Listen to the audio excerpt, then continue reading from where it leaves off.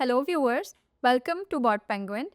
Today we will discuss what is attribute key and attribute name in BotPenguin.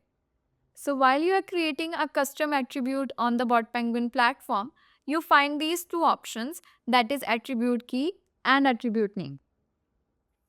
So once you sign up on the BotPenguin platform, you will land on this page.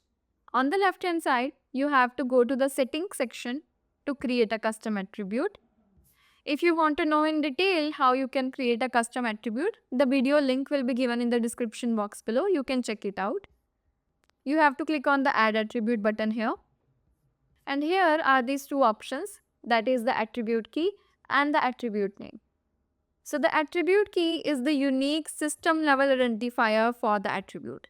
It is used behind the scenes by BotPenguin to store and retrieve data during the chatbot's operation. It is often lowercase with no spaces and it may include underscores for readability. For example, I can keep it user name. The attribute key is used in logic or integrations such as API calls or condition checks, etc. And it should be short, precise and technical as it is primarily for the bot's internal functionality. You can configure the API settings in the developer section. Then we have the attribute name, which is a user-friendly label for the attribute.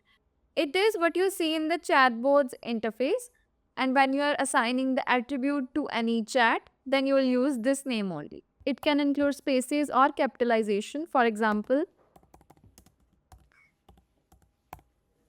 this attribute is primarily for human readability. So it is basically displayed in the BotPenguin dashboard and it makes it easier for the chatbot designers to understand what data the attribute captures. So that is what the attribute key and the attribute name means. If you have any doubts, you can refer to the help documentation of the BotPenguin. The link of the same will be provided in the description box below. Thank you.